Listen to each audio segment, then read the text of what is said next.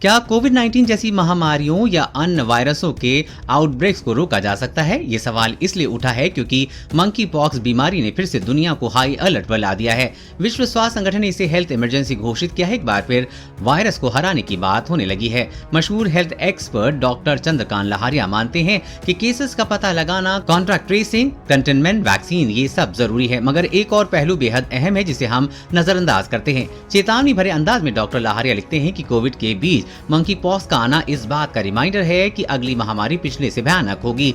हमारे सहयोगी times of India के लिए अपने लेख में डॉक्टर लहारिया ने समझाया कि कोई महामारी आती क्यों है। वो कहते हैं कि बिना इसे समझे वायरस को रोकने की कोशिश करना कुछ वैसा ही है कि आप पाइप का लीकेज ठीक न करें और फर्श पोंछने में जुटे रहें।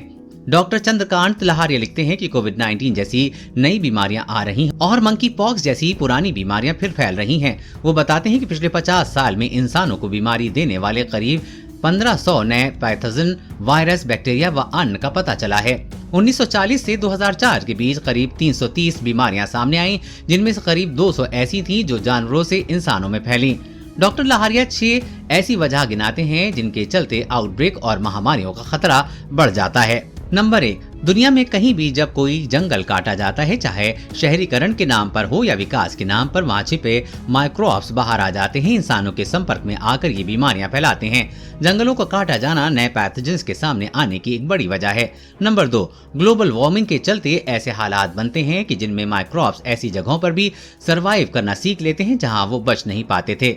अप्रैल में नेचर जर्नल में छपी एक स्टडी बताती है कि अगले 50 साल में अगर धरती का तापमान 2 डिग्री बढ़ा तो मजबूर होकर जंगली जानवर नए इलाकों में शरण लेंगे और इंसानों के और करीब आ जाएंगे। ऐसी स्थिति बनती है तो 2070 तक 10,000 से 15,000 नए पैथोजेंस जो सिर्फ जंगल और जंगली जानवरों तक सीमित थे, इंसान के संपर्क में आ जाएंगे।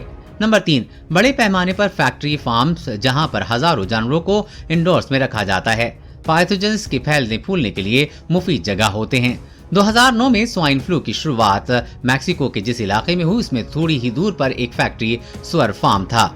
नंबर 4, जब भी आप बेवजह एंटीबायोटिक्स लेते हैं ये सोच कर कि इससे रिकवरी जल्द हो जाएगी, आप पैथोजेंस को और प्रतिरोधी बना रहे होते हैं। पोल्ट्री फार्मों में मुर्गियों का वजन बढ़ाने के लिए भी एंटीबायोटिक्स यूज करते हैं। इसमें पैथोजेंस इन्वॉल्व होते हैं, वो इंसानों में नए तरह की और गंभीर बीमारी देने लायक बनते हैं।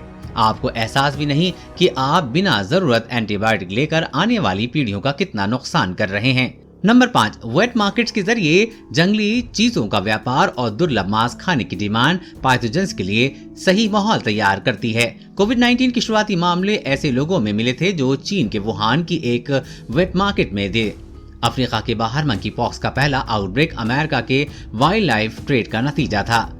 नंबर 6, अनियोजित शहरीकरण और इसमें भी भयानक भीड़ का मतलब ये है कि नए पैथोजेंस किसी भी सर्विलांस सिस्टम की पकड़ में आने से पहले ही तेजी से संक्रमण फैला सकते हैं।